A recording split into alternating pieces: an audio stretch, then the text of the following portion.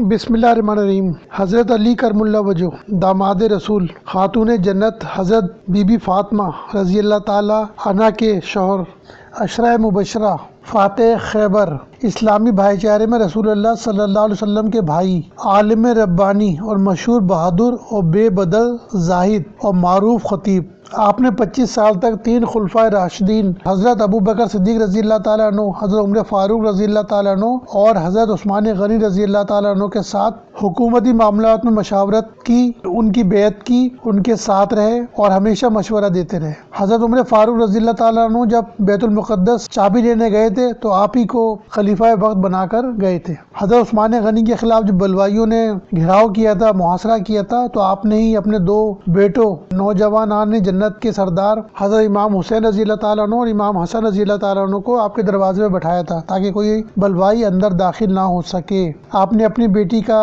نکاح حضرت عمر فاروق رضی اللہ تعالیٰ عنہ سے کیا۔ حضرت علی کرم اللہ وجہ نے اپنے بیٹوں کے نام ابو بکر، عمر اور عثمان رکھے، جن سے آپ کی ان تینوں خلفاء سے محبت کا اظہار ہوتا ہے۔ حضرت علی کرم اللہ وجہ 17 مارچ 599 عیسوی بمطابق 13 رجب 23 قبل ہجرت پیدا ہوئے۔ آپ کی کنیت ابو الحسن اور ابو تراب ہے، جبکہ لقب مرتضیٰ اور اسد اللہ ہے۔ آپ کا سلسلہ نسب علی بن ابی طالب بن عبد المطلب بن ہاشم بن عبد مناف ہے۔ حضرت علی کرم اللہ وجہ کی والدہ ماجدہ کا نام فاطمہ بن اسد بن ہاشم بن عبد مناف ہے۔ آپ پہلی ہاشمیہ ہیں جو اسلام لائیں اور ہجرت فرمائی۔ حضرت علی کرم اللہ وجہ کا شمار حضور صلی اللہ علیہ وسلم کے پیارے جانثاروں میں ہوتا ہے۔ ابو تراب کنیت کے بارے میں بخاری شریف نے حضرت سہل بن سعد رضی اللہ تعالیٰ عنہ سے روایت کی ہے کہ حضرت علی رضی اللہ تعالیٰ عنہ کو اپنی کنیت ابو تراب بہت پسند تھی، اور جب کوئی آپ کو اس نام سے پکارتا تھا تو آپ بہت خوش ہوتے تھے، اور آپ کی اس خوشی کا سبب یہ تھا کہ آپ حضرت فاطمہ رضی اللہ تعالیٰ عنہ سے کسی بات پر ناراض ہو کر مسجد میں آ کر لیٹ گئے اور آپ کے بدن پر کچھ مٹی لگ گئی۔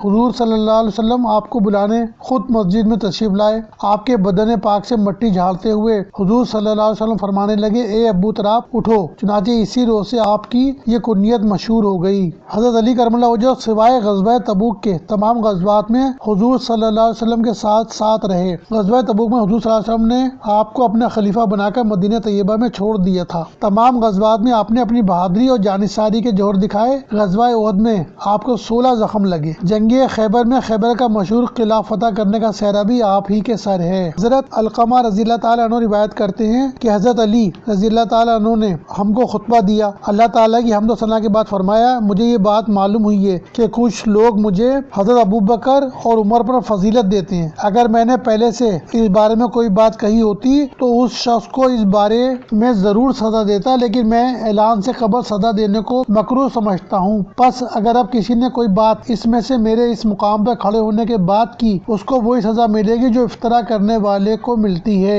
رسول اللہ صلی اللہ علیہ وسلم کے بعد لوگوں میں سب سے بہتر ابو بکر ہیں اور پھر عمر رضی اللہ تعالیٰ عنہ ہیں۔ بخاری و مسلم میں سعد بن ابی وقاص رضی اللہ تعالیٰ عنہ سے روایت ہے، جب رسول اللہ صلی اللہ علیہ وسلم نے غزوہ تبوک میں آپ کو مدینے میں رہنے کا حکم دیا تو آپ نے عرض کیا، یا رسول اللہ صلی اللہ علیہ وسلم، کیا آپ مجھے یہاں عورتوں بچوں میں چھوڑے جاتے ہیں؟ آپ نے فرمایا، کیا تم اس بات سے راضی نہیں ہو کہ اس طرح چھوڑے جاتا ہوں جیسے موسیٰ علیہ السلام حضرت ہارون علیہ السلام کو چھوڑ کر گئے تھے؟ فرق صرف اتنا ہے کہ میرے بعد کوئی نبی نہیں ہے۔ ترمذی نے ابو سریہ اور زید بن ارقم سے روایت کی ہے کہ رسول اللہ صلی اللہ علیہ وسلم نے ارشاد فرمایا، اس کا میں محبوب ہوں، اس کے علی بھی محبوب ہیں۔ احمد نے ابو الطفیل سے روایت کیا ہے کہ حضرت علی رضی اللہ تعالیٰ عنہ نے میدان حبہ میں لوگوں کو جمع کر کے فرمایا کہ میں تمہیں قسم دے کر پوچھتا ہوں کہ رسول اللہ صلی اللہ علیہ وسلم نے غدیر خم میں میری نسبت کیا فرمایا تھا؟ 30 آدمی ان میں سے کھڑے ہوئے اور انہوں نے گواہی دی کہ ہمارے سامنے جناب رسول اللہ صلی اللہ علیہ وسلم نے فرمایا کہ جس کا میں محبوب ہوں اس کے علی بھی محبوب ہیں۔ الہی جو علی سے محبت رکھے آپ ان سے محبت رکھیں، اور جو علی سے دشمنی رکھے آپ اس سے دشمنی رکھیں۔ ترمذی نے ابن عمر سے روایت کی ہے کہ جب رسول اللہ صلی اللہ علیہ وسلم نے صحابہ کے آپس میں مواخات یعنی بھائی چارہ کرایا تو حضرت علی رضی اللہ تعالیٰ عنہ روتے ہوئے تشریف لائے اور کہا، یا رسول اللہ صلی اللہ علیہ وسلم، آپ آپ نے تمام صحابہ کے درمیان مواخات کرائی مگر میں یوں ہی رہ گیا۔ رسول اللہ صلی اللہ علیہ وسلم نے فرمایا کہ تم دنیا اور آخرت میں میرے بھائی ہو۔ حضرت ابو ہریرہ رضی اللہ تعالیٰ عنہ فرماتے ہیں کہ حضرت عمر بن خطاب رضی اللہ تعالیٰ عنہ نے فرمایا ہے کہ حضرت علی رضی اللہ تعالیٰ عنہ ہم میں سب سے بہتر فیصلہ کنندہ ہیں۔ سعید بن مسیب رضی اللہ تعالیٰ عنہ کہتے ہیں کہ حضرت عمر فاروق رضی اللہ تعالیٰ عنہ خدا سے پناہ مانگا کرتے تھے کہیں ایسا معاملہ درپیش نہ ہو جس کا فیصلہ حضرت علی بھی نہ کر سکیں۔ حضرت عائشہ صدیقہ رضی اللہ تعالیٰ عنہ سے مروی ہے کہ حضرت علی رضی اللہ تعالیٰ عنہ سے زیادہ کوئی شخص سنت کا جاننے والا نہیں ہے۔ مسروق کہتے ہیں کہ اصحاب رسول صلی اللہ علیہ وسلم کا علم عمر رضی اللہ تعالیٰ عنہ، علی رضی اللہ تعالیٰ عنہ، ابن مسعود رضی اللہ تعالیٰ عنہ اور عبداللہ بن عباس رضی اللہ تعالیٰ عنہ پر ختم ہو گیا۔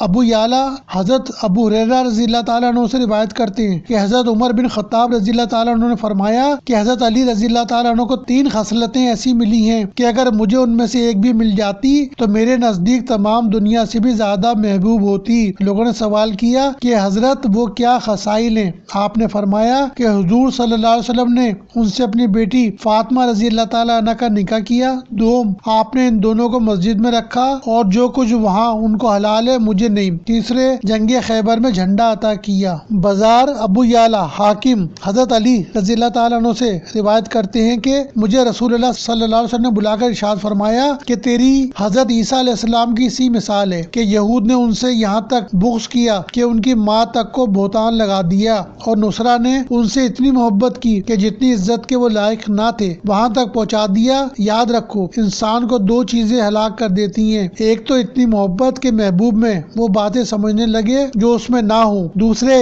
اس درجے کا بغض کہ برا کہتے کہتے تہمت تک لگا دے۔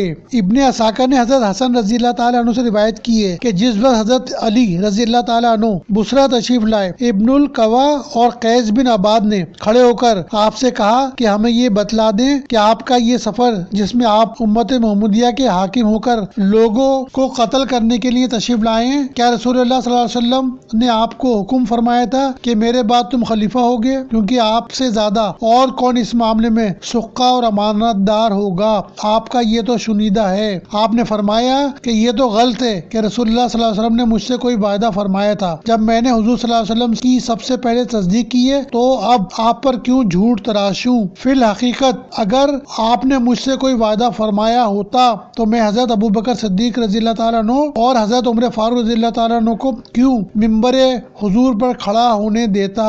میں ان دونوں کو اپنے ہاتھ سے قتل کر ڈالتا، خواہ میرا ساتھ دینے والا ایک بھی نہ ہو۔ یہ سب کو معلوم ہے کہ رسول اللہ صلی اللہ علیہ وسلم قتل نہیں ہوئے اور نہ اچانک انتقال ہوا، بلکہ آپ مرض الموت میں چند دنوں تک زندہ رہے۔ جس وقت آپ کی بیماری نے طول کھینچا اور مؤذن نے آپ کو نماز کے لیے بلایا تو آپ نے حضرت ابوبکر صدیق رضی اللہ تعالیٰ عنہ کو نماز پڑھانے کا حکم دیا۔ انہوں نے نماز پڑھائی اور حضور صلی اللہ علیہ وسلم اپنی جگہ سے دیکھتے رہے۔ جب دوسری نماز کا وقت ہوا اور مؤذن نے آپ کو بلایا تو آپ نے پھر حضرت ابوبکر صدیق رضی اللہ تعالیٰ عنہ کو حکم فرمایا اور آپ نے نماز پڑھائی اور حضور اپنی جگہ سے دیکھتے رہے۔ جب حضور صلی اللہ علیہ وسلم نے وفات پائی تو ہم نے اپنے معاملات میں غور کیا اور اس شخص کو اپنی دنیا کے واسطے اختیار کیا جس کو نبی صلی اللہ علیہ وسلم نے ہمارے دین کے واسطے انتخاب فرمایا تھا، کیونکہ نماز دین کی اصل اور جڑ ہے اور آپ دین اور دنیا دونوں کے قائم رکھنے والے تھے، لہٰذا ہم نے حضرت ابوبکر صدیق رضی اللہ تعالیٰ عنہ سے بیعت کر لی، اور سچ تو یہ کہ آپ ہی اس کے اہل تھے اور اسی واسطے ان کی خلافت میں کسی نے اختلاف نہیں کیا اور نہ کسی نے کسی کو نقصان پہنچانے کا ارادہ کیا اور نہ کوئی آپ کی خلافت سے بیزار ہوا۔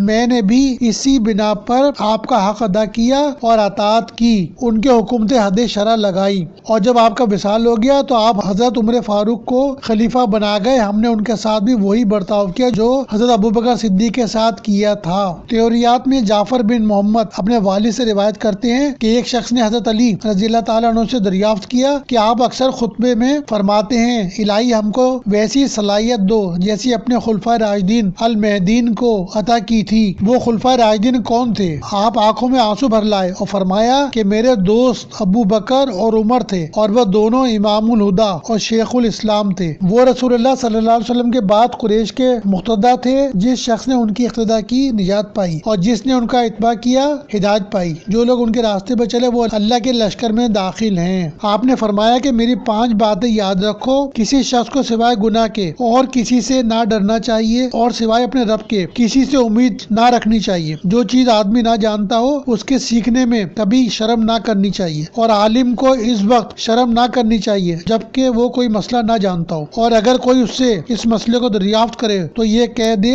کہ خداوند تعالیٰ بہتر جانتے ہیں۔ صبر اور ایمان کی مثال ایسی ہے جیسے سر اور جسم کی، صبر جاتا رہا تو سمجھو کہ ایمان جاتا رہا۔ ابن منصور۔ حضرت علی کرم اللہ وجہ نے اپنے صاحبزادوں کے نام جو حضرت بی بی فاطمہ کے علاوہ ازواج سے تھے ابو بکر، عمر اور عثمان رکھے۔ اس سے آپ کی خلفائے راشدین سے محبت کا اظہار ہوتا ہے۔ انسان اپنے بچوں کے نام اسی پر رکھتا ہے جس سے اس کو محبت ہوتی ہے، نفرت ہوتی ہے تو اس کے نام پہ تو نہیں رکھے جاتے نام۔ اور یہی تینوں حضرت امام حسین رضی اللہ تعالیٰ عنہ کے ساتھ سانحہ کربلا میں شہید بھی ہوئے۔ حضرت علی کرم اللہ وجہ اور خلفائے راشدین میں کسی قسم کی نہ رنجش تھی، نہ کوئی اختلاف تھا اور نہ کوئی بیعت کا مسئلہ تھا، اور نہ حضرت علی کرم اللہ وجہ نے یہ کہا کہ ان کو رسول اللہ صلی اللہ علیہ وسلم نے خلیفہ بنایا تھا۔ بخاری کی بھی حدیث ہے جس میں حضرت عباس نے آپ سے کہا تھا کہ آپ لکھوا لو حضور صلی اللہ علیہ وسلم سے، تو آپ نے منع کر دیا تھا کہ میں نہیں لکھواتا خلافت کا۔ تو اگر آپ کو مدینہ خم میں خلافت دی ہوتی تو وہاں پر تو نہ حضرت عباس آپ سے یہ بات کہتے اور نہ آپ اس کو منع کرتے۔ تو یہ سارے